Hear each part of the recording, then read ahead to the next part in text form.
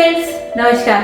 कैसे हैं आप सब? मैं उम्मीद करती हूँ आप सब बहुत अच्छे हैं और अपनी सेहत का पूरा ध्यान रख रहे हैं। ऊर्जा सेल केयर में मैं हूँ डॉक्टर सोनल। मैं एक स्त्री रोग विशेषज्ञ हूँ और मेरी कोशिश होती है कुछ ऐसे छोटे और सिंपल हेल्थ टिप्स आपके साथ शेयर कर सकूँ जिससे आप अपनी हेल्थ का बेहतर ध्यान रख सकें, क्योंकि जान है तो जहान है। और आज की वीडियो में हम बात करने वाले हैं टीनेज गर्ल्स के बारे में, टीनेज गर्ल्स में पीरियड्स की प्रॉब्लम्स के बारे में, टीनेज गर्ल्स में होने वाले हेवी पीरियड्स के बारे में और टीन एज गर्ल्स के लिए सेक्स एजुकेशन के बारे में।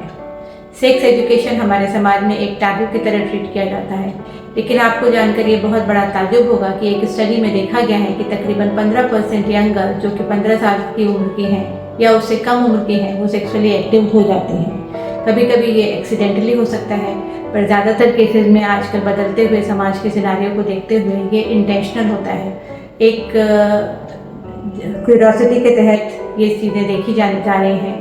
अभी हाल ही में एक बैंगलोर के एक स्कूल में जब बच्चों के बैग्स की तलाशी ली गई तो उसमें देखा गया कि काफ़ी बड़ी संख्या में 7th, 8th और 9th क्लास के बच्चों के बैग में कॉन्डोम्स वगैरह मिले थे। तो ये एक अनहोनी बात नहीं है, ये एक बहुत ही कॉमन बात है। और बहुत बड़े ताज्जुब की बात ये है या बहुत बड़े दुख की बात ये है कि बहुत बार पेरेंट्स को इसके बारे में जानकारी नहीं होती है या पेरेंट्स इस बारे में बात नहीं करते हैं अपने बच्चों से। तो किस तरीके से आप अपने बच्चों को सेक्स एजुकेशन के बारे में बताएंगे और कैसे उनके पीरियड से रिलेटेड प्रॉब्लम्स को सॉल्व करेंगे, इसके बारे में आज हम बात करने वाले हैं। सबसे पहले बात करते हैं पीरियड्स के प्रॉब्लम के बारे में। टीनेज गर्ल्स में जो पीरियड शुरू होने की उम्र होती है या जिसको कि मिनार्की कहा जाता है, ये तकरीबन 11, 12 या 13 साल की उम्र में शुरू होते हैं। आजकल बदलते हुए ग्लोबल वार्मिंग के चलते हुए जो पीरियड्स की शुरुआत की एज है वो तकरीबन 10 से 11 साल तक आ गई है, जो कि पहले 13, 14 या 15 साल हुआ करती थी। तो इसलिए कम उम्र में ही बच्चियों को पीरियड शुरू हो जाते हैं जब तक कि वो फिजिकली और इमोशनली इतने मैच्योर नहीं हो पाते हैं। तो इसके लिए उनको पूरी तरीके से जानकारी देना, उनको जागरूक करना, उनको अलर्ट करना और उनको इस बारे में बताना कि ये क्या है और कैसे इसको सॉल्व किया जाए, कैसे इसको डील किया जाए, ये बहुत ज़्यादा ज़रूरी है। बहुत बार मैंने देखा है कि मदर्स मेरे पास आती हैं और कहती हैं कि उनकी बेटी पीरियड्स की वजह से स्कूल नहीं जा पा रही है, किसी वजह से उन्होंने उसका स्कूल छुड़वा दिया है। इस तरीके की भी घटनाएं हिंदुस्तान के कई हिस्सों में देखी जाती हैं। तो किस तरीके से पीरियड्स को डील किया जाए, किस तरीके से जो पीरियड्स में होने वाले हेवी पीरियड्स हैं उनको डील किया जाए, इसके बारे में आज हम बात करेंगे। क्योंकि यंग गर्ल्स अभी इमोशनली और फिजिकली इमेच्योर होती हैं तो उनके पीरियड्स भी एकदम रेगुलर नहीं होते हैं।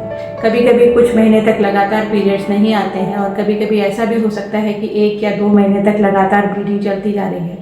तो ऐसे केसेस में ब्लीडिंग बंद करने की दवाएं देने की बहुत ज़्यादा ज़रूरत होती है और साथ में हिमैटोनिक्स या खून बढ़ाने की दवाइयाँ भी दिए जाने की ज़रूरत होती है। तो इस बारे में ज़रूर जागरूक रहें कि आपकी बेटी के जो पीरियड्स आ रहे हैं वो कैसे आ रहे हैं। कई बार बच्चे अपनी मदर के साथ भी शेयर नहीं करते हैं इस बात को, तो उसके बारे में ज़रूर जागरूक रहिए और क्वेश्चन करिए, उससे पूछिए इस बारे में, उसकी वेलबींग के बारे में और उसके जो भी सवाल हैं उनको ज़रूर से आंसर कीजिए।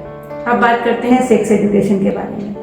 जैसे जैसे बच्चे बड़े होते हैं वो सेक्सुअली भी थोड़े मैच्योर होने लगते हैं और चूँकि ये एज ऐसी होती है जिसमें कि क्यूरियोसिटी होना स्वाभाविक है और आजकल वेब सीरीज़ और नेटफ्लिक्स के ज़माने में ये सब चीज़ें बच्चों के लिए बहुत इजीली अवेलेबल हैं, लेकिन उसमें जो सही जानकारी है उसके बारे में बच्चों को बहुत बार मिसकंसेप्शन होता है। तो उसके लिए माँओं का बहुत बड़ा फ़र्ज़ है कि वो अपने बेटियों को उसके बारे में बताएं कि सेक्सुअल एक्टिविटी क्या होती है और इसके क्या क्या साइड इफ़ेक्ट्स हो सकते हैं। अगर वे बच्चियां जल्दी सेक्सुअली एक्टिव होती हैं तो उनमें सर्वाइकल कैंसर का खतरा बढ़ जाता है, अनवांटेड प्रेगनेंसी का खतरा बढ़ जाता है, सेक्सुअली ट्रांसमिटेड डिजीज़ का खतरा बढ़ जाता है। तो इस सब के बारे में माँ को अपने बच्चों को समझाने की ज़रूरत है, जागरूक करने की ज़रूरत है।